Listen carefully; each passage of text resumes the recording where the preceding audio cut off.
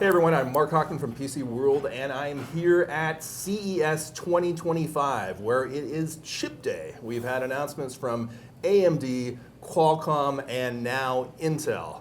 I'm here with Josh Newman. Hello, Josh. Happy New Year. Hey, He's Mark. the Director of Client Product Marketing for Intel, and we're here to basically talk about what Intel announced today, which is basically the Intel Core H, the Intel Core HX, and a couple of other products.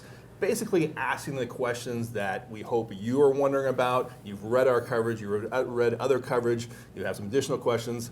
Here's our opportunity to go ahead and get those answered. So, the first question I want to talk to you about was the Core H product. So we've had that introduced today. Would you say that right now this CES is sort of the migration of Arrow Lake from the desktop into the mobile space? Is that fair to say? It is. With the Core Ultra H, Sure. it's bringing what we did with Arrow Lake Desktop at the end of last year was we brought AI PC to the desktop for the first time with the latest generation Core IPs, Lion Cove and Skymont cores. Now we're doing that same thing for mobile to expand the coverage of the PC market. Okay, and Arrow Lake had a kind of a rough launch on the desktop. There were some issues with performance.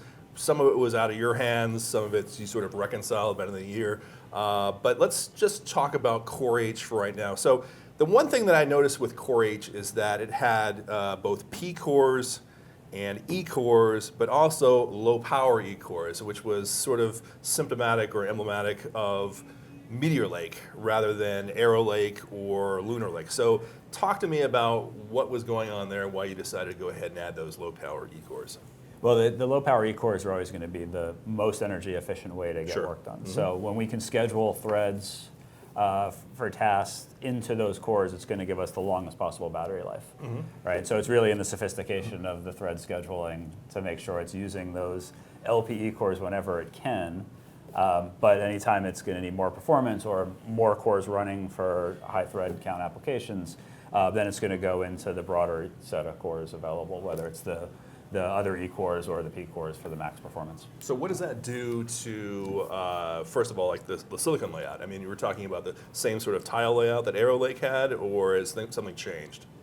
Well, you said same time as Arrow Lake, or did you mean same time as Meteor Lake? Sorry. I mean, the two, right. You're right. Is this a Meteor Lake based part, or is this essentially more tied to Lunar Lake / Arrow Lake? I'd say it's more of an evolution of Meteor Lake. It's updating to the latest generation Core IPs. That's like the biggest thing. The latest generation Core IPs and the latest generation graphics IP. So that's what's going to make the new Core Ultra 200H so powerful for laptops. But yeah, for the low power E cores, they're getting their own power delivery plane, their own dedicated area to make sure that they're running at the lowest possible power. So you get when you can keep tasks in there, you're getting the best possible battery life. But the P core is Lion Cove? Yes. Okay. The P core is Lion Cove. And the E core is Skymont? Skymont. Okay, great. Yeah. And so obviously the E cores the low power E cores come from Arrow Lake and from Meteor Lake. How does Thread Director work in this case? Things shifted to the low power E cores first or not? Yeah, the Thread Director goal is going to be to look at the thread coming in and say, if I can schedule it on the low power E core, I'm going to schedule it on the low power E core. Okay, all right. Right, but if it's going to require more performance or more cores active at once, then it will make the decision to schedule it to those cores. And no hyperthreading? No hyperthreading. Okay, and that was done again to save power and save power. Yeah, okay. we talked about that first with Lunar Lake. It was an architectural decision, but also it was enabled by the fact that the Skymont E cores were actually so performant that it gave us the opportunity to do the power saving in the P core, and also take advantage of the performance of the E core.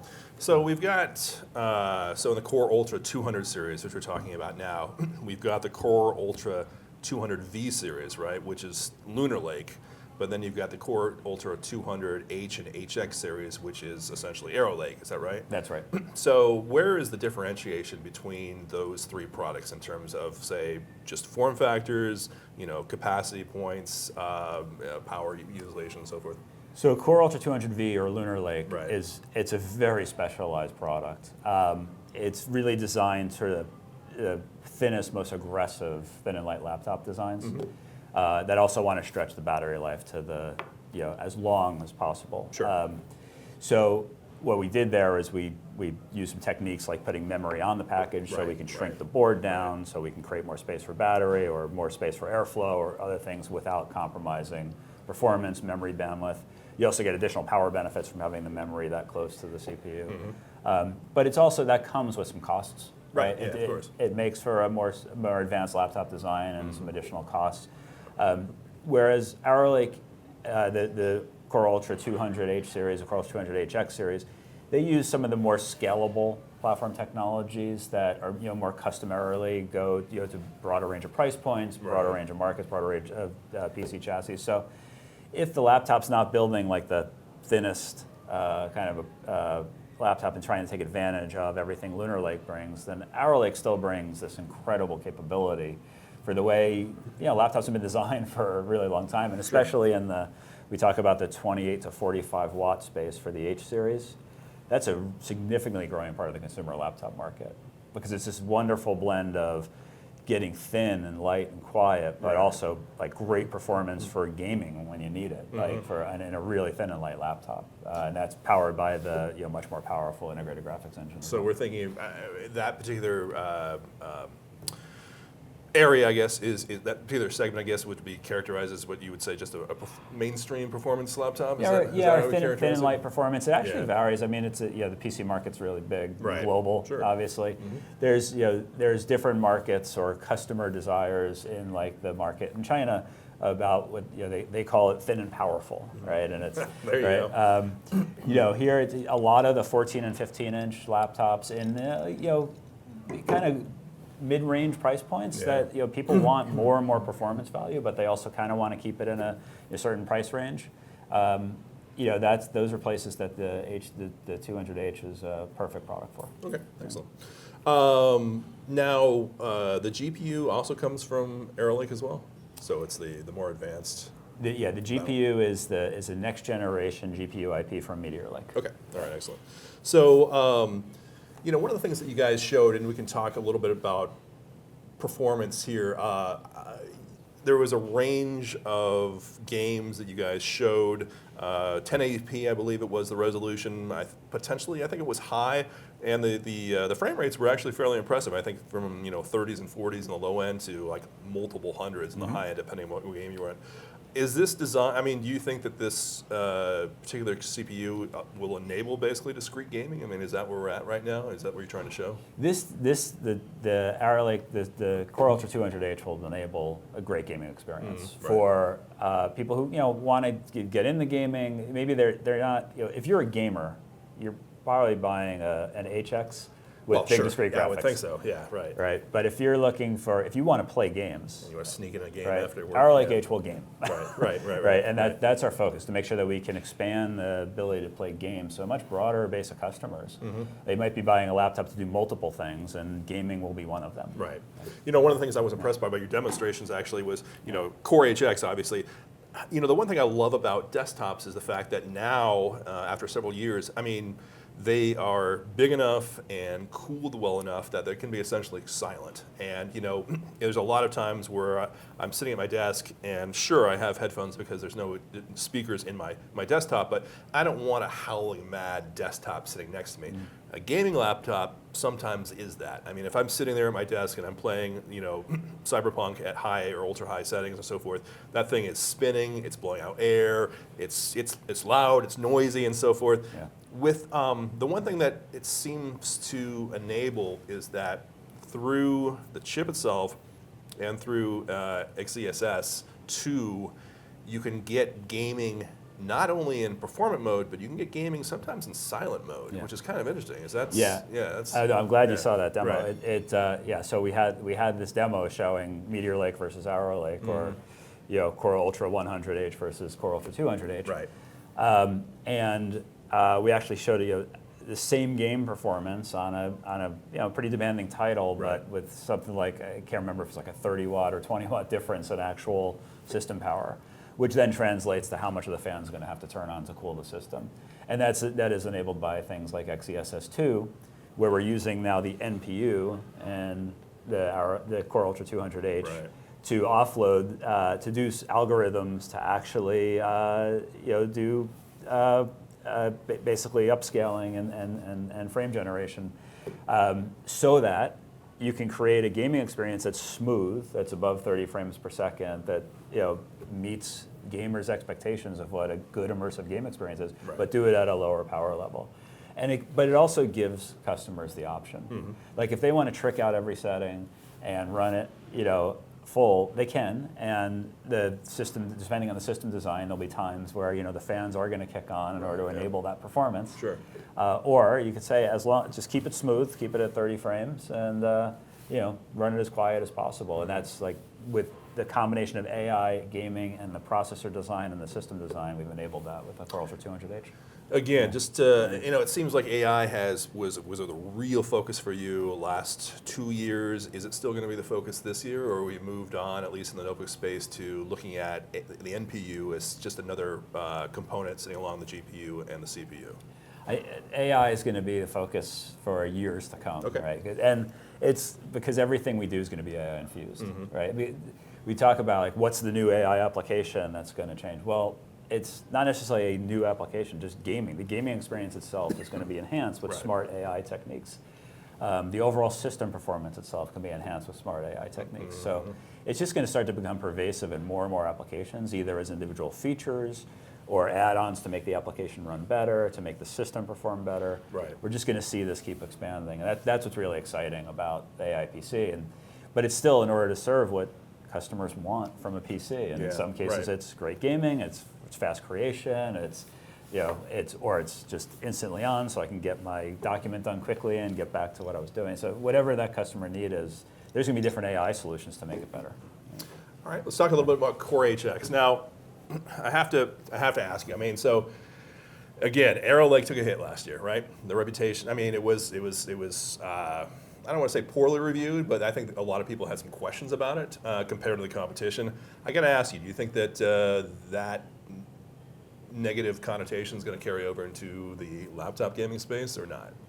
The Core Ultra S series family, it's delivered just a whole change in terms of performance, power efficient performance. Right. And so even for desktop, we believe that's incredibly important. The multi-thread performance, the content creation performance of the product, I think really shines. Gaming, it was delivering the same gaming as our prior generation at 40% less power. That's right. We thought that was important. Right. Now that said, yes, gamers want the max performance. And there were also some things as we first launched the product that were just fundamental things that were either missing in the OS or it was just a timing thing, where a race condition. There were some things that we just had to fix with our partners that were on Intel. But we feel good that they're fixed now, that those are out there. They're either in the BIOS, they're in the Windows Update, or they're ways that an end customer can implement themselves depending on the various fixes. All in all, there were 5 total improvements to get the true entitlement of the gaming performance the product's capable of. And it's unfortunate that the review community didn't see that uniformly in the first go around. We were feeling good that that will correct itself, and now with the new H and HX coming to market, it's all that's just baked in from the beginning. So. Right. So I mean, in other words, I mean, this is kind of a softball question. I mean, do you think that the work you've done in the desktop is going to pay off in the mobile space? Okay. Absolutely. And the other thing, like now you come back to that thesis of the Core Ultra 200 HX, especially bringing the same better performance at lower power, compared to the prior generation HX. That's super important for laptops because power is so at a premium in a laptop. Even more important when you want a laptop that's also giving more power headroom to the expensive discrete graphics cards Sure. that gamers want to make sure is getting the most possible performance. So we think that's going to be really important. Now you mentioned performance. Performance equals power. I mean, right now I think the turbo power goes up to 57 watts, but I mean we're talking about much higher than that, right? In real life, I mean 150. What's the max? It can't. Well, the max is what whatever the OEM can do in the system. I mean, we're seeing. We talk about advocacy. We call it 55 plus watts, but it's kind of we don't say what the top is. That's a lot of plus. Yeah. From a standpoint right now, we are sitting in this limbo period where we've had your guys' announcements, AMD's announcements, Qualcomm's announcements. We're expecting something from NVIDIA. We haven't seen that yet. We don't know what it is. And you guys are saying that you obviously designed this product to run against a discrete GPU. What, if any,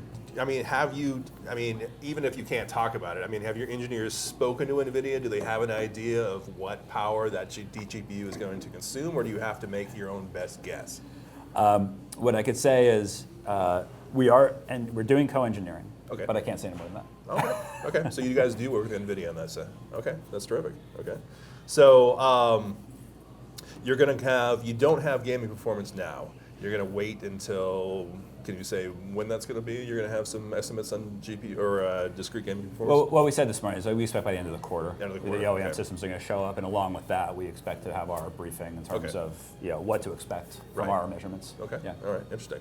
Okay. So I wanted to ask a little bit about the differences between the 14900HX. So right now, if I read this correctly, you've got the 285HX has a lower turbo speed, 5.8 gigahertz to 5.5 gigahertz, but higher E-core speeds than your predecessor.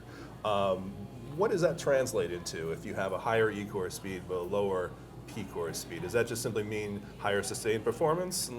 It'll just show up in like the sustained multi-thread benchmarks. Okay. If we show the double-digit gains in multi-thread performance generation on generation with the significant improvement in power efficiency. Sure. So, that's E-cores running faster and just better overall power efficient core design. Mm-hmm. Okay, great. Okay. Now, one of the things that we didn't really talk about this morning, but was announced sort of in your product sheets, is the Intel Core U. The interesting thing was that I thought, just looking at it, just more U series processors. But in talking with your representatives, it uses the Redwood Cove P cores from Meteor Lake, but the Crestmont E-cores from Lunar Lake. So you're kind of mixing and matching two different architectures there. Can you talk a little bit about that? Yeah, it actually uses the same cores that Meteor Lake used, both the P cores and E cores. Oh, the E cores are the same. Okay, all right. It's the key thing is it's in that space, that U series space. Sure. It's kind of there's a kind of commercial Tensor like that, but also maybe more the mainstream kind of premium or the higher mainstream designs tend to use the U series. It's a great balance of performance, but also cost, because it's not designed to go put a 45 watt thermal solution in there. If you're designing a chassis and you want to hit a price point to appeal to customers in those affordability ranges, it's a simpler way to design the system. And so it's 2 P cores and 8 E cores, same as Meteor Lake was, and then the 2 low power E cores. Okay. So in total, it's actually 10 plus 2, so 12. What we did with Arrow Lake U was we really just took Meteor Lake, kept it very simple, as it made it the drop-ins, the existing Meteor Lake U designs, to make it easy on the OEMs. Right. Okay. But it's going to have a pretty significant performance improvement because we've stepped the process technology on the core. So just to reiterate then, you're basically saying that the OEMs can go ahead and take their existing laptop designs, and essentially, it's not a drop-in like a desktop would be, but essentially kind of is. It kind of is. Yeah, right. It's not a socket, but it's a drop-in from a solder. That makes sense. Yeah. Okay, that's great. I wanted to stick to the mobile side of things rather than talk about some of the desktop stuff. But I wanted to ask you, have you had a chance to see what AMD's announced with the Ryzen AI Max and their HX processor? I wanted to see what you thought about that, because again, you've got HX, of course, has been out for a while, stacked vCache. The AI Max is basically a big, bulky GPU, lots of cache, designed for kind of workstation-y AI applications. Seems like something you could do, but you haven't yet. Yeah, well, to be honest, I haven't seen what they announced. Okay, well, there you go. Pretty focused on ours, so yeah. Okay. So no, I'll take a look later. Yeah. Okay, that's fine.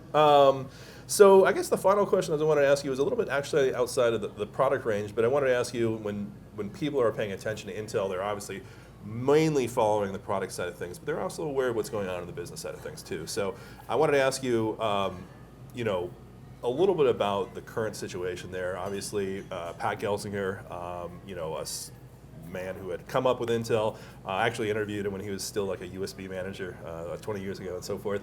You know, he's now left. You have co-COs going on, which is not that unusual because you've had a sort of two-in-a-box strategy that's been a historical Intel thing. But I wanted to ask you, just as far as your customers are concerned, what's the message that you're giving to them? Is it business as usual, or is it how are things progressing? It comes down to, we're still focused on building winning products and solving the solutions best as we can for them, and to be the best partner for them. Are the marching orders from on top pretty much the same as what they were under Pat, or has things changed under new leadership? I think the thing that hasn't changed is we're still focused on building the best possible products for the PCs and you know, delighting our customers. Okay, all right. Do you have any sort of time frames on whether this co-CEO situation is temporary? I don't. Okay, that's fine. I understand you. You know, you're in a sensitive situation here, but you know, I do want to ask you this question. Okay, so we are at CES. We're obviously going to see more from you guys a little bit later on after NVIDIA releases their products. You guys have also, AMD obviously has graphics cards as well. Is there anything that you just want to just leave us with as far as just what your plans are for the new year? Yeah, no, I'd say our plans are still to make sure we are covering every part of the PC market, you know, big, diverse, rich PC market with the best possible solutions. Whether that's, you know, cost focused, highest possible performance, you know, race car, super gaming focused. And while we do that, it's really expanding the coverage of AI PC capability in that market, because that's where I said the innovation, the things that the software company is doing to change what PCs are going to do in our lives, it's only just beginning, and it's like so many years of innovation is going to be happening. We want to make sure that, you know, we're delivering the best possible solutions to enable that. Okay, great. Well, I want to thank you for your time. So stay tuned to PCWorld's YouTube channel for more interviews here from the show, and through PCWorld.com for more news, features, stories, and reviews. So again, thank you very much, and thanks for watching. All right, thanks, Mark.